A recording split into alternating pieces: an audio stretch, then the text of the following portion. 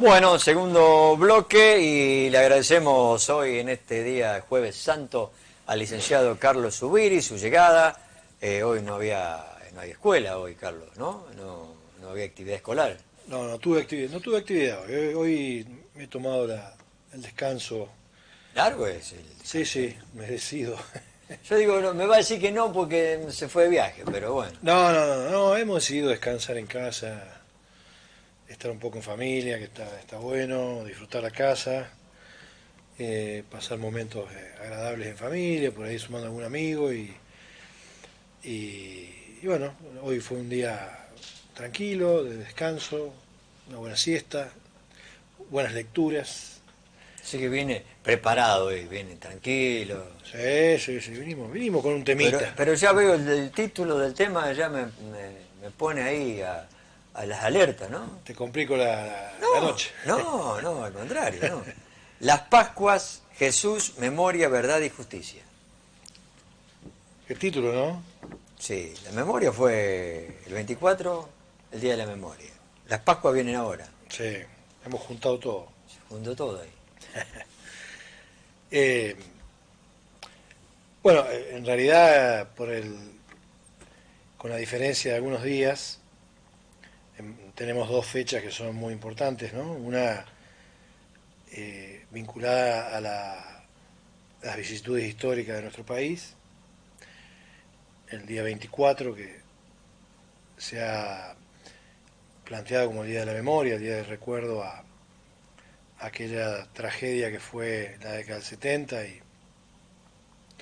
y bueno, una semana después, este año, eh, unos días después en realidad, tenemos la Pascua con todo lo que eso implica y con todo lo que eso significa, ¿no? Y acá estamos nosotros en esta locura intelectual de los jueves, mezclando las dos cosas. La gente en sus casas tratando de entender qué vamos a plantear con esto, pero bueno, hay algunos temas que son bastante comunes, ¿no? Y que sirven para simbolizar. Yo no sé si todo el mundo tiene claridad y conocimiento profundo de qué significa la Pascua, ¿no? Particularmente quien te habla, que está un poco alejado de cierta identificación religiosa, no dejo de valorar, de analizar y de plantear a Jesús como uno de los grandes hombres de la historia, ¿no? Inclusive yo a Jesús lo trabajo en filosofía como una especie de filósofo de la época. ¿Y qué fue? ¿Qué fue Jesús? ¿Qué fue la Pascua? ¿Qué es la Pascua? ¿Qué ha sido la Pascua? Y fue la historia de una tortura. Ahí vamos uniendo, ¿no? Ujú.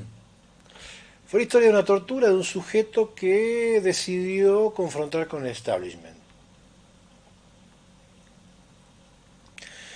Cada vez que gente inteligente decide confrontar con el establishment, se tiene que exiliar o tiene que morir.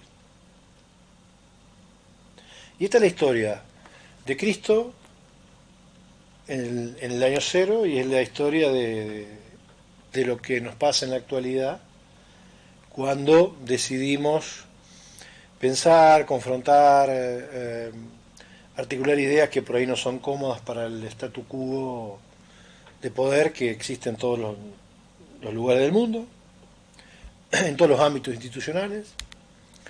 Entonces Jesús fue junto a el recuerdo de la memoria, partícipe de un espacio de tortura que tuvo como especial convicción elevar un mensaje que no terminaba en Jesús ni terminaba en los desaparecidos y que era para toda la sociedad, ¿no? No jodan, no se metan porque mueren. Como dijo Allende en Chile, ¿no? He logrado articular una nueva ley sobre el cobre, el estaño y bueno, la minería en Chile, ¿no? Y dijo, de esta no salgo vivo. Y lo mataron. Esto es una especie de aspectos preliminares sociohistóricos de los hechos sociales que después analizamos, que no hay que analizarlos aislados. Yo creo que es muy importante el funcionalismo en la sociedad, en la sociología, de no analizar un hecho aislado, sino de hacer buscar los encajes históricos, sociales que se vienen dando con anterioridad, como para saber llegar a poder concluir lo que ocurre con los hechos sociales, ¿no? Jesús fue un ser excepcional que cambió el mundo de la política en aquella época, cambió el mundo de la filosofía, cambió el mundo de las ideas, que luchó por su pueblo, luchó por sus contemporáneos, que luchó por el prójimo, que luchó por el otro, que dijo síganme, no dijo mírenme y idolátrenme. Eso es la religión. Él decía síganme, estén al lado mío, en todo caso si yo no estoy sigan mis ideas. La religión lo puso en lo más alto, nos hizo mirar todo para arriba, empezamos a idealizar y ahí se terminó toda la vocación de la posibilidad de seguir en algún cuerpo que lo pudiera continuar a Jesús, en algún otro hombre que lo pudiera continuar, ¿no? Y cada vez que en la historia del mundo alguien se puso en lugar de Jesús, tuvo problemas. Ya sea personas individuales, ya sea grupos sociales, cada vez que alguien osa confrontar con el statu quo de poder, tiene las consecuencias que ha tenido esta gente como Jesús o tantos otros. Hace una semana viajando, iba escuchando un relato de Galeano. La semana pasada cuando no vine acá el jueves, viajé mucho el jueves porque me fui a Cabañas temprano, me fui a Aries y de Aries me fui a La Borde a dar una charla. Por eso no estuve presente acá. Y Galeano decía, qué ironía la de la vida, ¿no? Porque las dos personas que yo conozco más justas de la historia de la humanidad fueron torturadas y aniquiladas por su propia justicia. Sócrates y Jesús. Bueno, y esta es la historia de la humanidad, no basta con ser bueno. Si sos bueno y sos justo, podés tener grandes problemas, ¿no? Te traje una definición de Marcelo Viñar de lo que es la tortura. Vos sabés que en este programa hace tiempo que decidimos hablar con la verdad en la mano y tratar de dar algunas cuestiones diferenciales frente a algunos conceptos y no quedarnos en algunas ideas que son vulgares, sino tratar de radicalizar las cuestiones para que la gente aproveche, piense, se ponga a leer, se ponga a discutir, que por ahí tome alguna cita que nosotros damos y profundice sobre esa lectura. Bueno, Marcelo Viñar es un psicoanalista uruguayo que tuvo que exiliarse de Uruguay, de la camada de Galeano, toda esa gente, de Mujica, también integrante de Tupamaru, y se tuvo que ir a Francia, a México, y cuando vuelve al Uruguay, después de que termina la dictadura, es uno de los baluartes, así como Vicente Gali fue un baluarte en la Organización de la Salud Mental post-militar.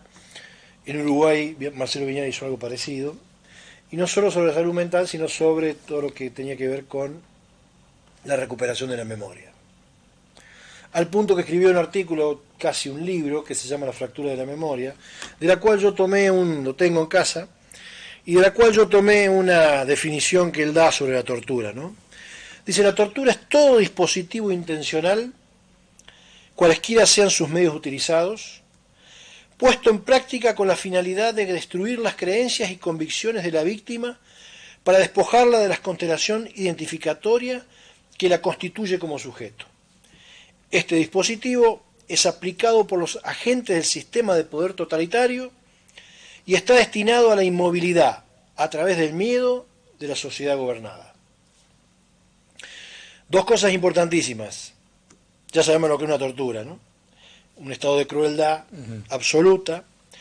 Dice, destinado, repito, a la destitución o la destrucción de las creencias y convicciones de la víctima para despojarla de la constelación identificatoria que la constituye como sujeto, es decir, aquello que nos constituye como sujeto, que tiene que ver con nuestra identidad, a través de la tortura, ejercer la convicción de cambiar esa identidad.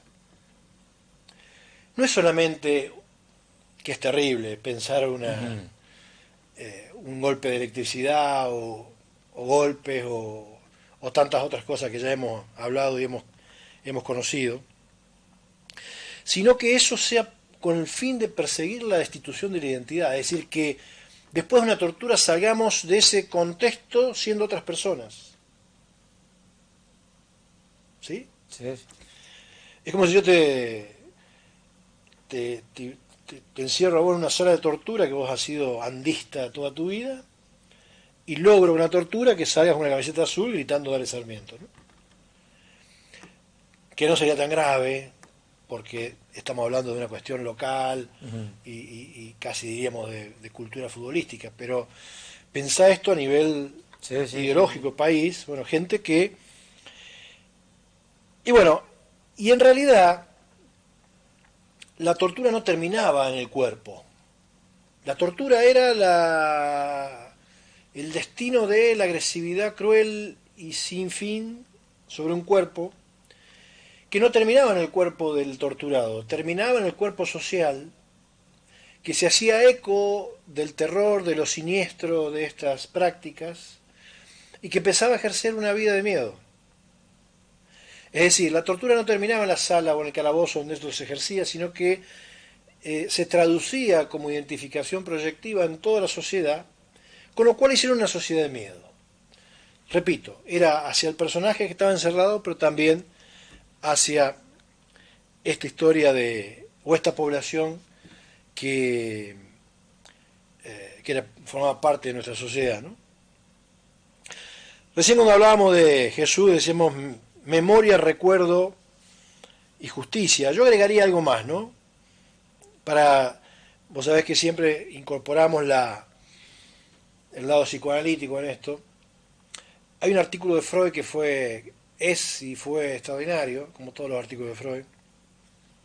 Hoy lo estaba releyendo para venir acá a raíz de tenerme un poco más de tiempo para preparar este encuentro con vos. Y el placer de tener tiempo para leer, ¿no? Qué placer, la verdad que es un placer.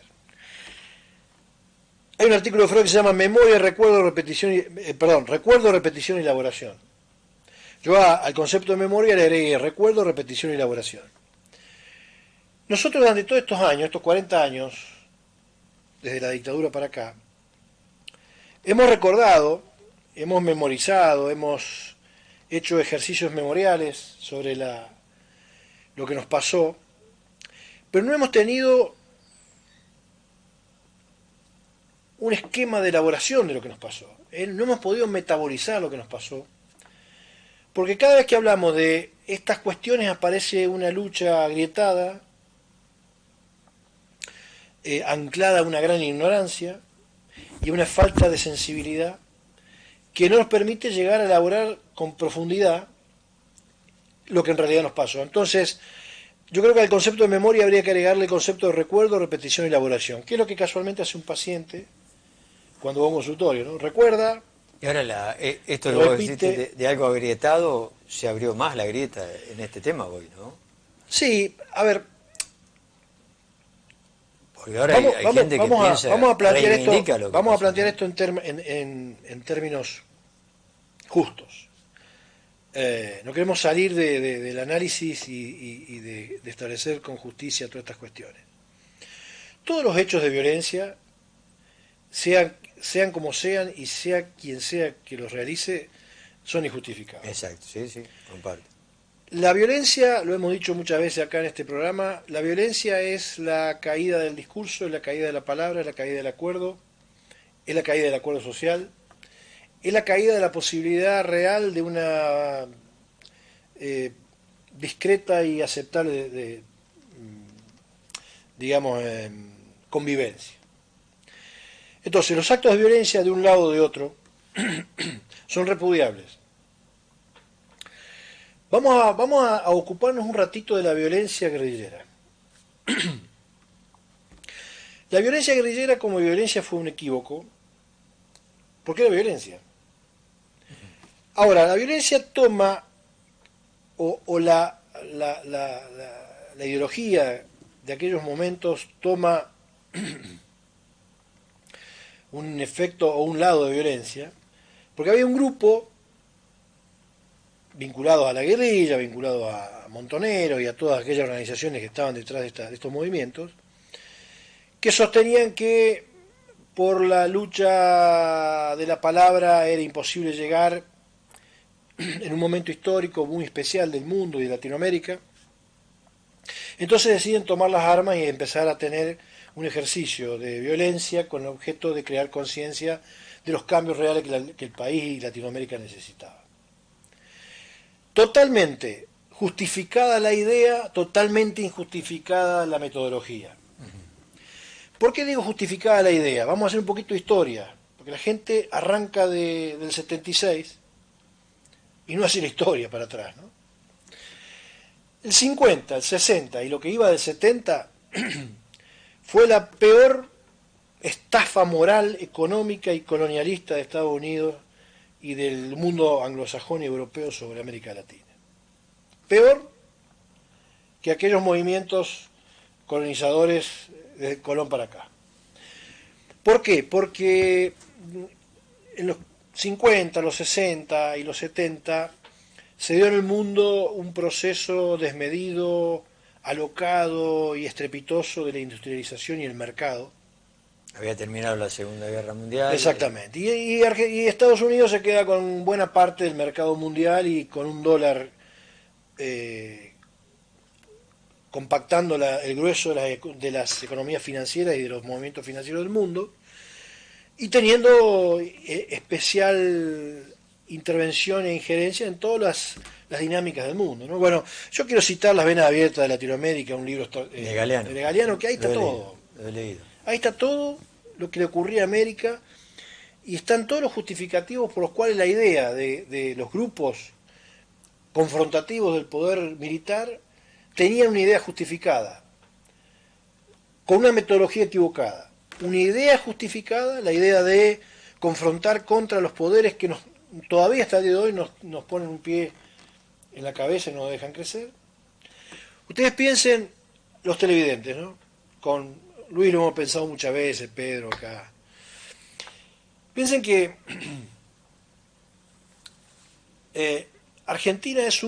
Latinoamérica es una región en el mundo privilegiada.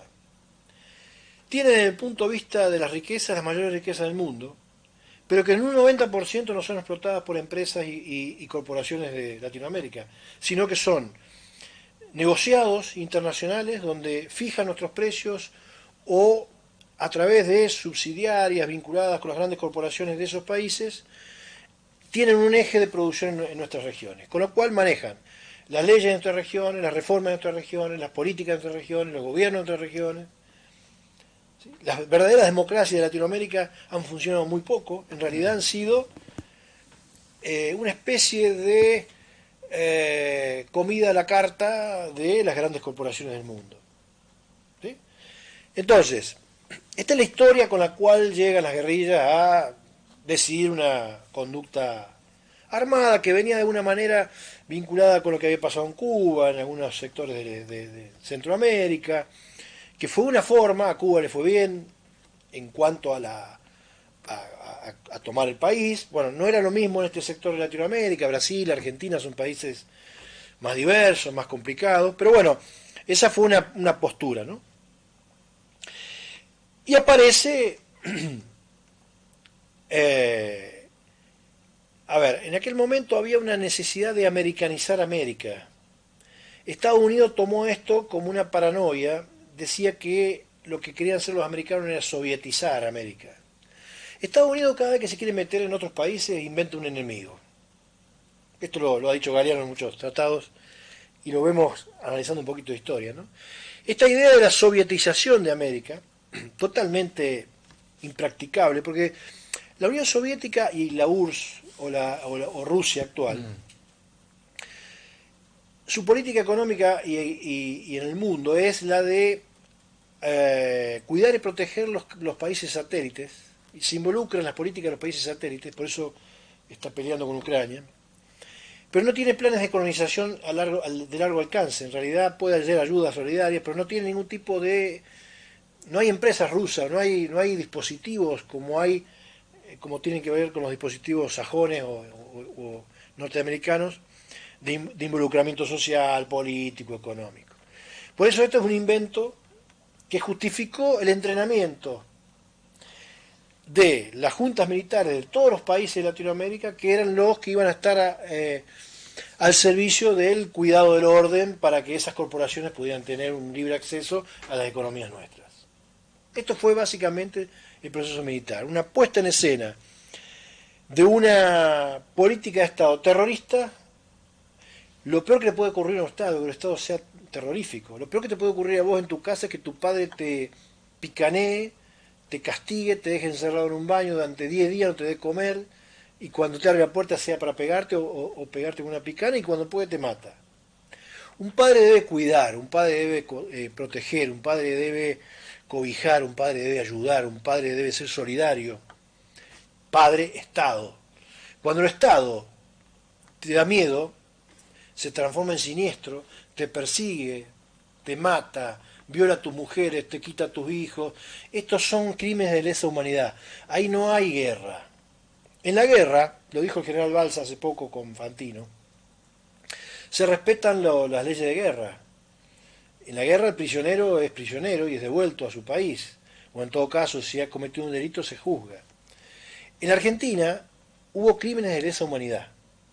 Hubo violaciones, hubo robo de bebé, hubo una violencia siniestra, incluso en la fractura de la memoria. No tengo tiempo de relatarlo hoy, pero en la fractura de la memoria Marcelo Viñar habla de los efectos psicológicos de las formas de tortura, ¿no?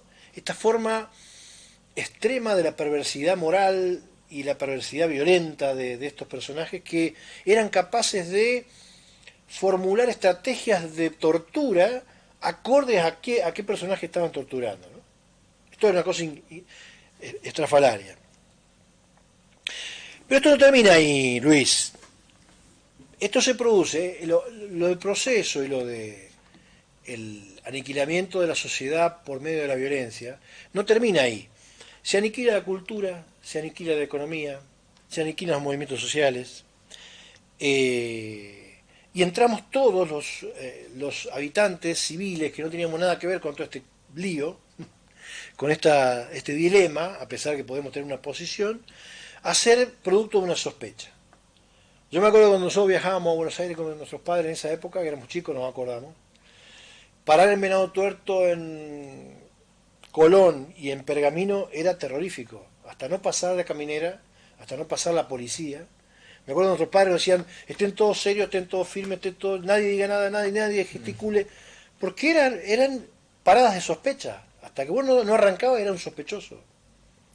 Era invivible, ¿no? Esto es, digamos, te lo está diciendo un integrante de una familia en la cual no participó ni tuvo nunca injerencia ni de un lado ni de otro del conflicto, ¿no?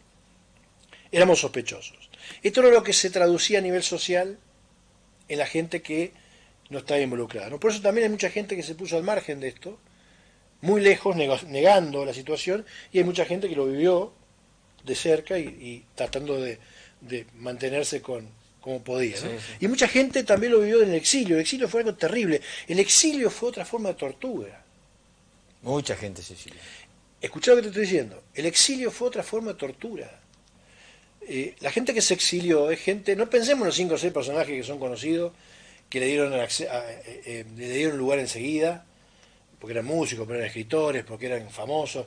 Pensá en toda la gente que se tuvo que exiliar, se tuvo que ir, que eran don nadie, que se tuvo que ir para salvar su vida, y que tuvo que reafirmar su identidad, tuvo que definir su vida social, tuvo que definir su trabajo, tuvo que redefinir su historia de vida. Esto es una especie de caos de su situación vital que es muy difícil de remediar, y que hasta el día de hoy hay muchas generaciones que han venido detrás de esa familia que todavía lo siguen padeciendo. Te doy fe desde el consultorio. Yo he tenido a nietos en consultorio.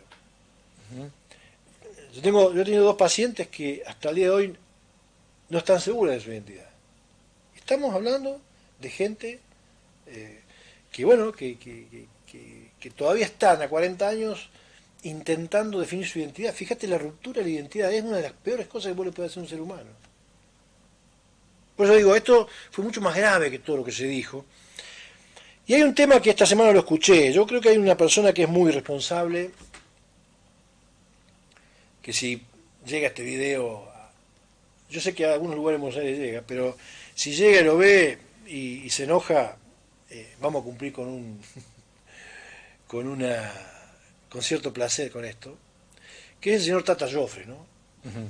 Primero me parece muy responsable porque esto de ponerse a justificar un número, si son 30 son 9.000, mientras haya un muerto, nada es justificable. ¿Qué le digo a las personas de la familia de los 9.000? Esperen que haya 5.000 muertos más para ver si son o no son desaparecidos, si son o no muertos, si son o no violentados, violados, torturados. Los crímenes de lesa humanidad, sean 1, 9 o 30, son graves. Y son innegociables como idea que se pueda traducir en una discusión social. Son innegociables. Quisieron hacer con el número en el video institucional del Estado, del Gobierno Nacional, quisieron hacer del número una tergiversación de la problemática, como si Ay, 9.000 bueno, fueran pocos, o como si 9.000 no fueran personas. ¿Qué les tengo que decir a estos 9.000? Esperen, para ser definido como persona tenemos que esperar que haya más casos. Mientras tanto son cosas que se pueden tirar al mar, que se pueden... Eh, yo hice la visita y caminé en una excursión con mi familia por la ESMA. Te da escalofrío, Luis. En la ESMA hay una sala de tortura, yo caminé por la sala de tortura, la barraca de tortura, y cuando había una sala de tortura, que cuando iban caminando hacia las salas comunes, donde los llevaban a descansar, los llevaban con una, capucha. una capucha, y tenían un piso, una habitación contigua que estaba en desnivel, entonces venían caminando y hasta llegar al umbral de la puerta se chocaban con la viga de la puerta, hasta que estaba a otro nivel, que era después de toda la tortura, era pasar por esa puerta y chocarse de frente a la viga, que era como el último golpe que le daban. Una cosa de una crueldad que es inusitada. Estuve sentado llorando 10 minutos como mínimo, muy emocionado y muy... Mi señora no se dio cuenta de eso, pero en la sala donde se tenían familia las mujeres, ¿no? Era una piecita fría, escalofriante, en un contexto, bueno, y, y yo me paré en la ESMA y miraba para afuera y decía, mira, pensá que esto es Buenos Aires y acá al frente vive la gente de la más rica del país, Avenida Libertador, y que vivió totalmente al margen de todo esto, ¿no? A 3 cuadras se estaba jugando el Mundial, y también, ¿no? Una cosa... Entonces, esto de los números, esta irresponsabilidad social del Tata Joffre, que por otra parte en esto de que no hay pudor, que cualquiera puede plantear su ideología ahora, aunque sea pro muerte, porque esto es un tema de vida o muerte, ¿no? Porque estamos en una época media rara donde algunas posturas vinculadas con el instinto de muerte se empiezan a blanquear, ¿no? Hay gente que desea y que potencia esta ideología. El señor Tata Joffre, que planteó en un video no hace mucho que él fue quien fue a buscar a Bunge con Menem para hacer la política económica del país, que fue otra venta del país a manos de las empresas extranjeras, ¿no? Bunge, todas esas empresas eran todas empresas Sí. nacionales que tenían lazos en empresas internacionales para quedarse con los reservas naturales de este país. Lo planteó en un país que una persona plantee eso, termina con digamos, una confrontación social inusitada, y este hombre, sin pudor y con total libertad, yo fui quien el responsable que traje a Bunge a hablar con Menem para salvar la economía, cuando sabemos que eso fue una venta indiscriminada del país. Bueno, estas son las cuestiones económicas, sociales, y esta es la forma en que se mantiene el orden. Cada vez que se habla de orden y de mantener el orden, yo tiemblo, ¿no? Yo doy clase, por ejemplo, y a mí me encanta el desorden. A mí no me asusta el desorden, porque mientras haya desorden hay creatividad. Y el desorden creativo es un factor fundamental de la gente que piensa, la gente que puede traducir.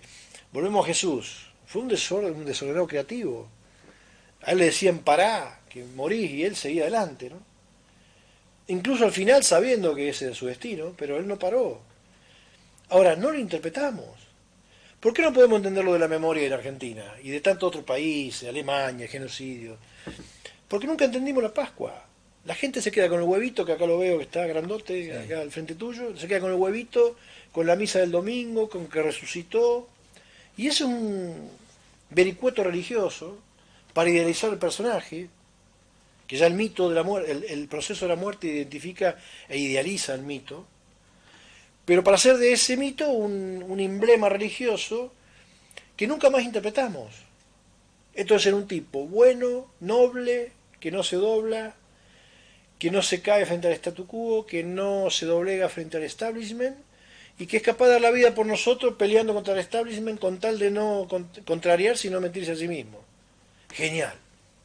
Ahora, no entendimos. ¿Qué decía él cuando dijo síganme? Sean como yo. No dijo vayan los domingos a mirarme arriba y rezar. Sí, sí, sí. Bueno, está lo otro, lo de Poncio Pilato, después que no sabía qué hacer, que el pueblo decida, ¿no? Y bueno, Es otra historia los eso, Poncio ¿no? Pilatos siguen existiendo. Por eso, ¿no? Poncio Pilato en Argentina tiene nombre y El apellido. pueblo eligió al, Poncio al, Pilato al tiene- ladrón. El Poncio Pilato tiene nombre y apellido en la actualidad argentina. Ah, hay un en todo sistema de poder, a ver, hay un sistema de poder formal, ¿sí? Que tiene que ver con la formalidad del poder, la formalidad del sistema de gobierno, de los gajes del Estado. Y hay otro poder real, que es el establishment, que es el poder real que está oculto, que no tiene nombre, que no tiene aparición, que no tiene cara, pero que ejerce su poder. Que no es Milei en este caso en Argentina, vos ves la figura del presidente, que es el poder real, que es el poder de las grandes corporaciones y de los socios locales, que son los Poncio Pilatos, que se joroban en torno a nosotros para hacer sus negocios. Esta es la historia de la humanidad. A ver, ¿por qué estamos tan complicados los latinoamericanos? Porque nunca entendimos la Pascua.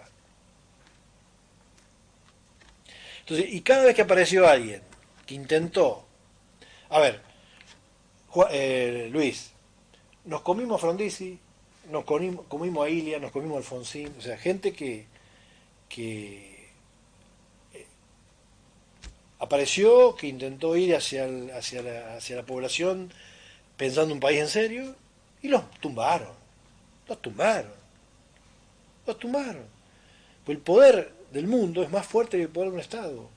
Y cada tanto ponen un presidente para eso, ¿no? Para que le acomode sus intereses. Entonces, cada vez que un personaje extraordinario confronte con establishment, o muere, o desaparece, o queda exiliado, ¿no? O queda lejos de las grandes pantallas, Y esta es la historia. Entonces, ¿por qué unimos hoy el título que se llamaba Jesús, memoria, verdad y Las justicia. Pascuas, Jesús, memoria, verdad y justicia? Porque la historia de la memoria en Argentina, que nunca fue elaborado, es la historia de una Pascua que todavía no la entendimos. Todavía no la entendimos. Y le enseñamos a los chicos en el colegio que la Pascua es no comer carne el jueves y viernes, hacer una vigilia, hacer buenos actos y esperar el domingo que llegue el huevito y que ahora se puede comer carne y que resucita Jesús y que qué suerte, qué alegría. Y no entendimos nada. La Pascua, como la memoria, debería ser un acto educativo. Yo de filosofía, por ejemplo, cuando paso de los griegos a la Edad Media, antes hablo de Jesús. Hablo de este Jesús. Hasta el domingo. Del domingo en adelante háganse cargo los católicos. La institución. Ahí cuando entró la institución, fíjate Jesús. Humildad, pobreza, mantita, sandalita de cuero, de yute, no sé qué tenía. La institución religiosa es otra cosa, ¿no? La relación del... A ver, no hay nada, no hay ningún elemento que identifique a Jesús ideológico con las superestructuras de poder y economía que tiene la religión en la actualidad. Entonces, obviamente, si Jesús hoy se despertara y pudiera ver lo que pasó después de él, se agarraría la cabeza. Bueno, ¿qué dice Pedro ya? Se vuelve a crucificar. ¿Eh? Sí, sí. ¿Cómo? No, que lo invite el padre Carlos para a hacer una charla. Es que hay muchos curas que, hay muchos padres que esto lo saben. O sea, los religiosos tienen mucha formación, pero a veces no están autorizados a hablar de todo lo que hay que hablar. Yo creo, a ver, yo en Jesús hombre creo como un hombre extraordinario que lo tengo dentro de mis pilares de mi conformación, de mi identidad. Eh, Ahora, cuando vos institucionalizás la solidaridad, cuando vos institucionalizás la bondad, ahí se cuajan otros intereses.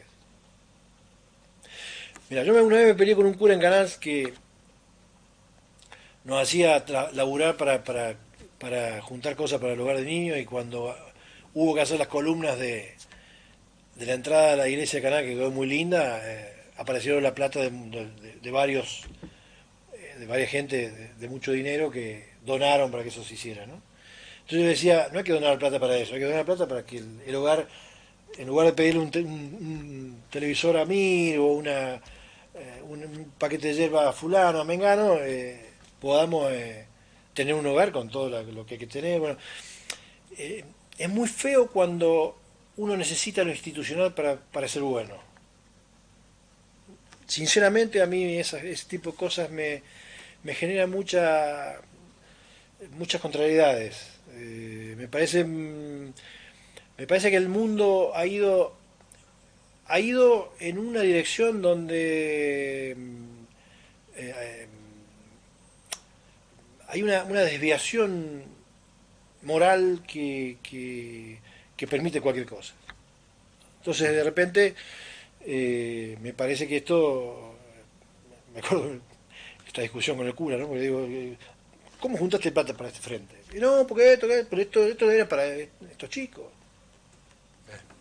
Jesús, ¿qué hubiese hecho? Y Jesús hubiese andado con los chicos del hogar, caminando por las calles buscando Partió qué el comer. pan y los dio a sus Esto, discípulos. esto pusieron en una iglesia la posibilidad de construir 7 hogares. No lo digo, a ver, yo lo digo en voz alta, pero agarra calle Buenos Aires en Canal y mejor el edificio número 1 en Canal es la iglesia. ¿Está? Ahora, la única población que al día de hoy tiene condiciones de situación de villa. Nunca se resolvió. Cosa que no pasa en Ledesma, cosa que no pasa en Aria, cosa que... Un día le dije a un político, en Canadá hace falta por lo menos 300 casas. Vos estás loco, en Canadá hace falta esto. No, hace falta 300 casas. ¿Me das 15 días? Yo te las traigo nombre por nombre y dirección por dirección. Y salimos con los chicos de sociología a hacer un estudio del mercado. Censamos todas las casas del pueblo. Le digo a los chicos, hicimos una muestra, casas que no estuvieran en condiciones estuvieran en condiciones de inhabitabilidad. ¿Sabes cuántas había? 600.